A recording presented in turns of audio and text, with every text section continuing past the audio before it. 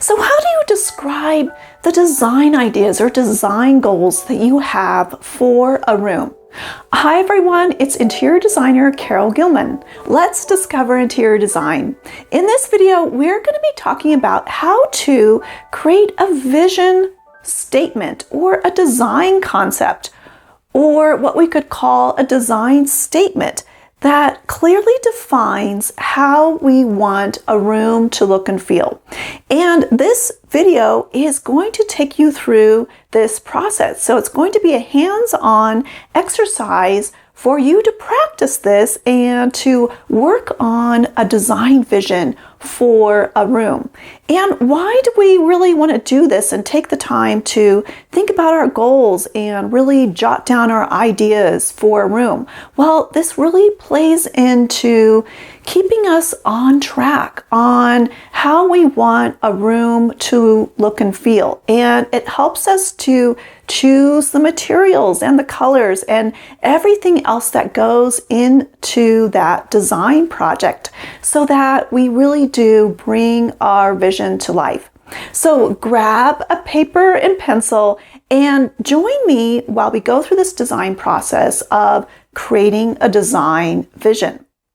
So the first thing that you'll want to do is just to decide on a room that you would like to work on, and just make it a quick decision and don't overthink it. Just choose one of the rooms in your home to use that as an example to go through this design process. And after you've done that, the first thing that we want to think about when we're creating a design vision, a design plan for a room, is to really think about how we want this room to look and feel when it's all done. What do we want to achieve by the end of designing and finishing this room? A couple things that we can think about is how we want this room to be used, how we want it to feel when a person is in this room, and then who this room is for. So a couple examples of this would be if we are working on, say, a bedroom. Well, what is the type of bedroom that we want to create? Do we want to create a retreat type of bedroom or a fun play area for children? The other thing that we want to think about is the mood or ambiance when someone is in that room, how they will feel when they are in there. And that's thinking about adjectives like calm or soft or energetic, playful, dramatic, luxurious. All of those have a certain feel to them. And one cool thing about thinking about the mood in a room is that when we do design a room and we design it with a certain mood in mind, that's going to be a universal feeling that anyone who would walk into that room, they would pick up on that feel. It may not be exactly how they would design it, but they will pick up on that mood that you are creating. So that's kind of a cool thing to kind of keep in mind. Then the other part to think about is, who is this room for? Is it for a certain family member or for guests? So just kind of keep that in mind when you're thinking about that room. So to see how all of this works, let me take you through two different rooms in a home and where we'll apply what we're learning in this design exercise. The first room that we'll talk about is a bedroom. So say someone wants to design a bedroom and create a vision for this bedroom. Well, in this first step, what we want to think about is what we want to achieve, how we want to transform that bedroom, how we want it to look and feel when someone is in that bedroom. So we could think about first, what type of a bedroom do we want to create? And maybe this person is thinking that they want to transform this bedroom into a retreat. Then the other thing that this person would want to think about is how they want people to feel when they're in this room. If this is going to be a retreat, then they'll want to maybe feel calm or even energized or re-energized after having a nice place to unwind. Then, who is this bedroom going to be for? Let's just say it's going to be for guests. So if we use all of those notes and that information of what we've thought about so far for this room, we could create what's called a design statement. And all that is just using all of those descriptions to give an idea of how this room is going to look and feel so far. So for this bedroom, a design statement that we could say where we're bringing in all of that information is to create a peaceful retreat where my guests can unwind and feel rejuvenated. So all I did was just take the notes from each of those areas that we thought about and just put them into one statement that will give us an idea of what we want for this room. Another room that we can take a look at is a family room. So for this example, let's just say we want this to be a gathering place. So it's a family room, but what type? Well, we want it to be a gathering place type of family room. Then what is the mood or ambience that we want to create? Well, we want to create a welcoming and inviting space. And who is this for? Well, for any family and friends that come over to our home. So if we take all of those notes from those different areas, we can create a design statement that will give us an idea so far how we want this room to look and feel. So for this family room, we could say that we want to create an inviting and welcoming place for family and friends to gather, have fun, and enjoy each other's company. So now what you can do is to take a moment and think about these 3 different areas. How you want this room to look and feel. What do you want to achieve? What type of room do you want to create? What is the mood and feeling that you want people to have when they're in this room? And who is this room for?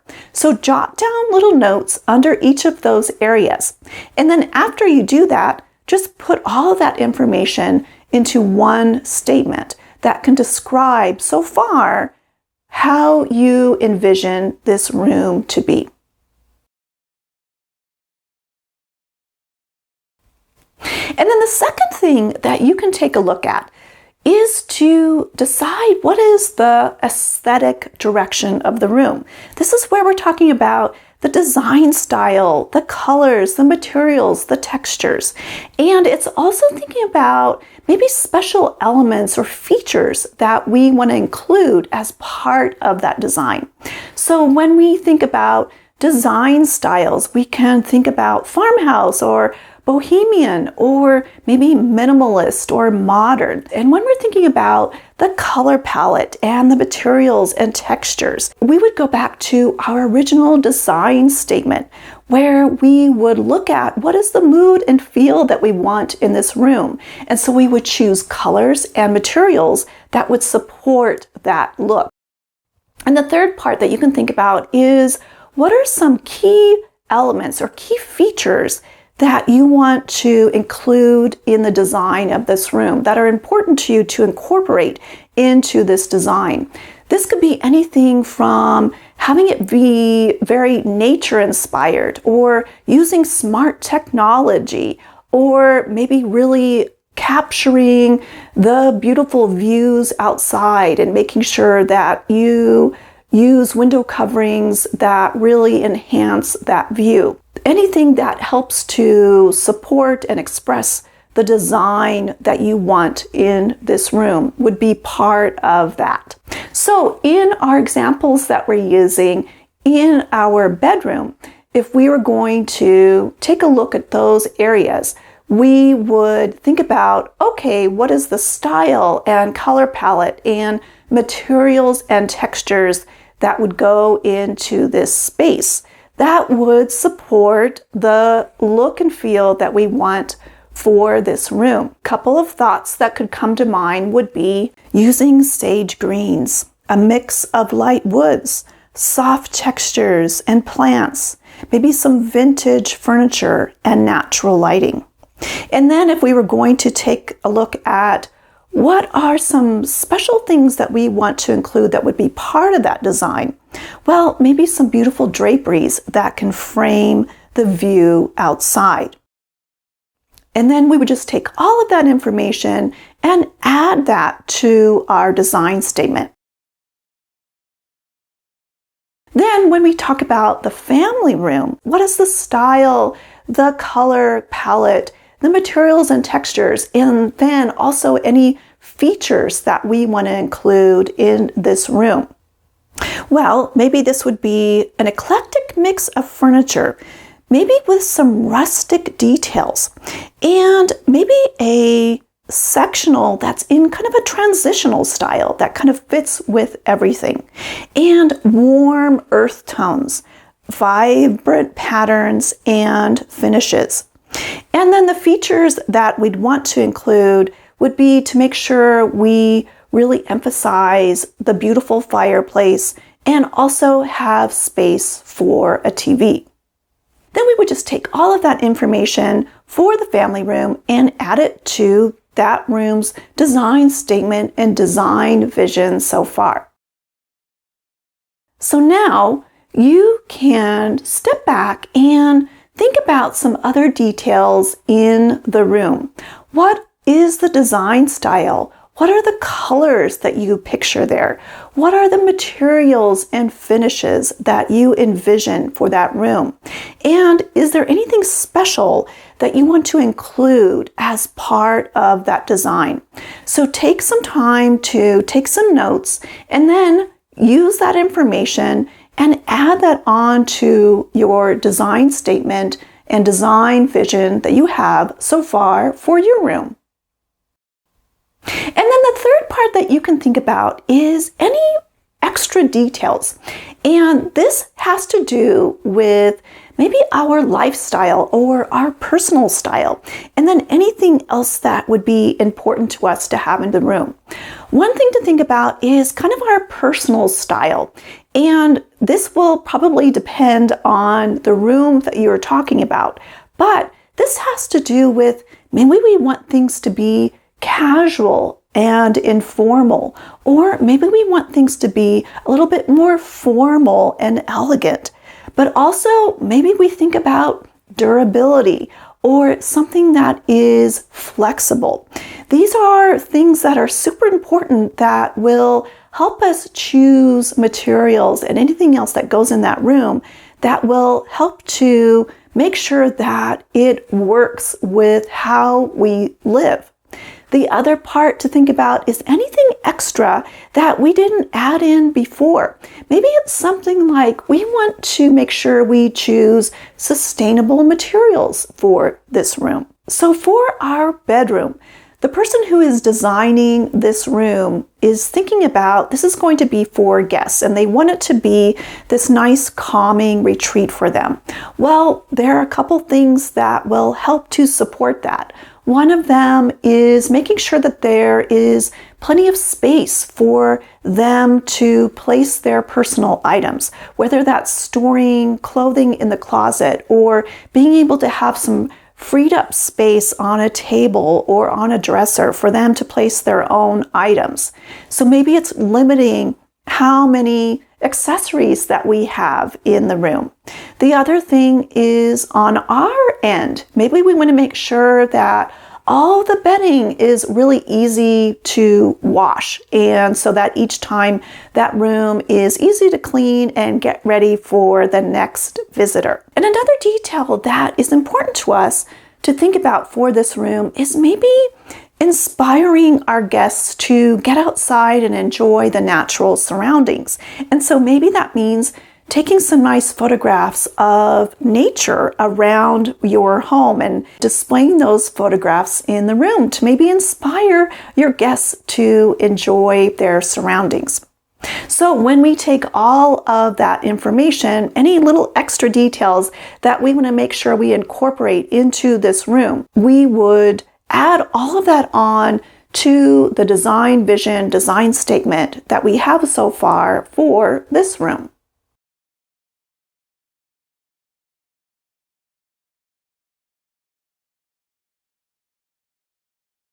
So in our family room, where we want to create this really fun gathering place for family and friends, a couple things that may be important to us in this room would be maybe some durable and washable and easy to clean fabrics, say on our sectional or any other upholstered furniture.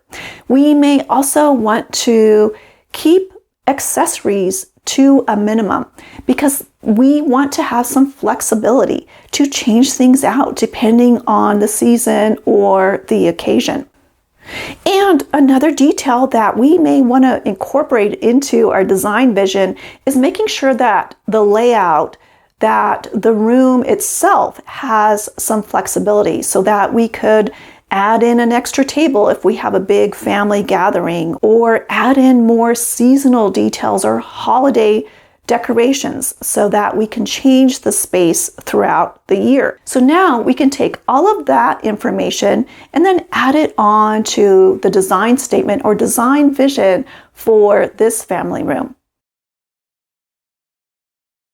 So now you can take some time to jot down some notes around personal style and also anything extra that is important to add in to the design of your room.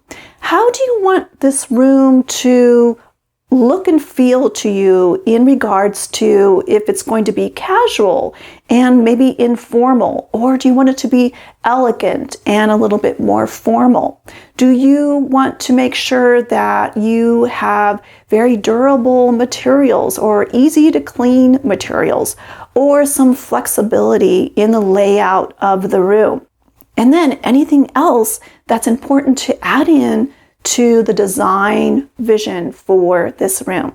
After you've added any extra design details to your design statement and that are important to the design vision of your room, take a moment just to read that entire statement.